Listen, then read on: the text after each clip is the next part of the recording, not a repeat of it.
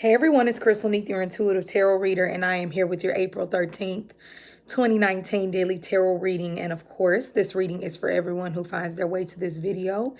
In this reading, I'll be looking into the overall vibe of the day, giving you heads up on anything that I notice. So the first card that we have out is the Six of Cups in reverse, the Four of Coins upright, the Two of Wands in reverse, and I did pull an angelic message for us all. And it was peaceful resolution. And I'll read that in a little bit.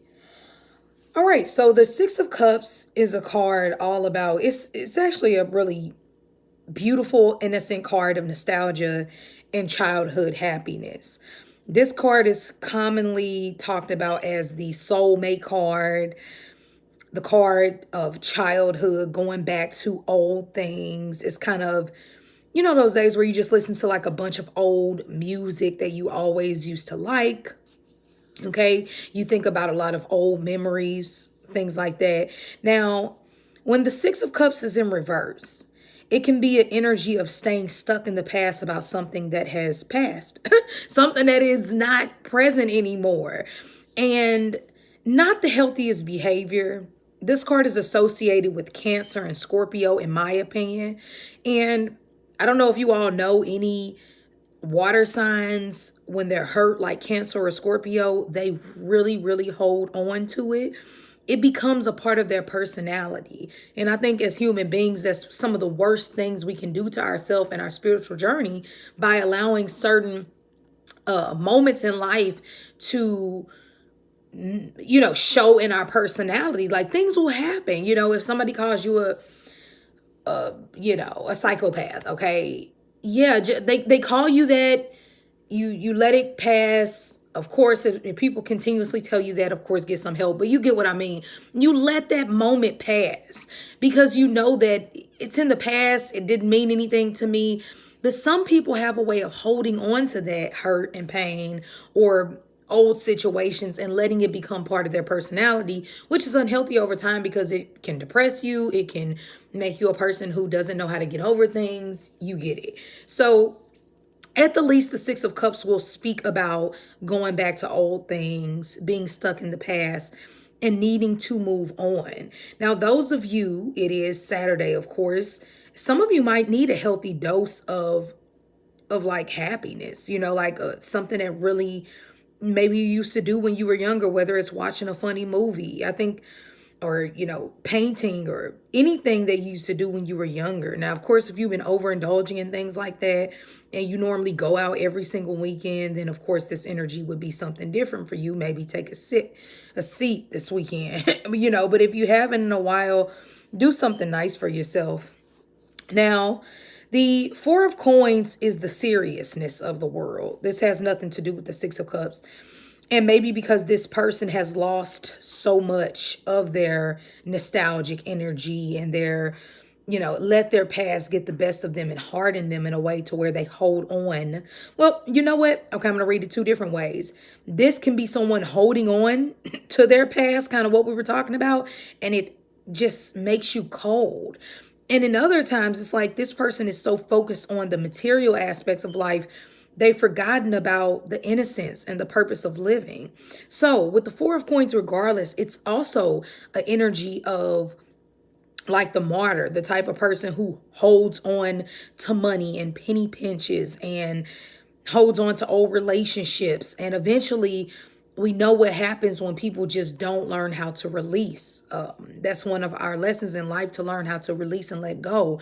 And when we hold on too tightly to things, eventually it leads to some type of hurt. Okay, I don't like getting depressed, but, or like going into like depressing topics, but you know, ultimately we all live and we're going to die, you know, and we can hold on to staying alive as much as we want, you know, and of course be positive, but it's something none of us can escape. So this person needs to live a little bit more and stop being so concerned with the things that they've held on to. Because with the Two of Wands in reverse, that constantly blocks your future. It blocks what you want to see in the future, or where you see things going, because you can't see where things are going if you're constantly living in the past. You're going to keep recreating that same thing. I remember I used to have a friend and she would always say, nobody ever comes to my birthday parties. Nobody ever comes. And I used to always say to myself, and I didn't say this to her and I should have, well, maybe they don't come because you always say that all the time. Because I had people who always came to my parties when I would throw them once I got older. And it was because I had this energy. Like, I didn't care if two people showed up and I spent $500 on party favors. I felt like universe, God, whoever is meant to be here will be here and move on. But because she held on so tightly to her childhood, great example, we didn't have too many birthday parties growing up. Myself as a child, our circumstances weren't feasible for my mom to really give us birthday parties like that. Now, granted, if I would have stayed in that little sad sorrow child who never got birthday parties, instead of knowing that, damn it, when I get older, I'm gonna throw a bunch of them, you know what I'm saying?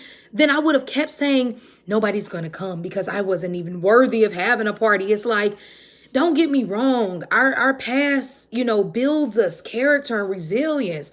But if you're not careful, you'll constantly hold on to old scenarios that are non-existent. And maybe I should have shared that story with her to get her to understand, the other side. Well, I know how it feels because I would see my friends have birthday parties and I couldn't have any, and it used to hurt me. But I don't know. I guess it's just being a Sagittarius. We just stay really optimistic even through trials and the past. It's just Sagittarius energy. We always look towards the future. So watch this, you all, because if we're not careful today, we'll constantly go back to the past. And I'm not trying to be long-winded. And for some of you all, this will be constantly holding on to an old relationship.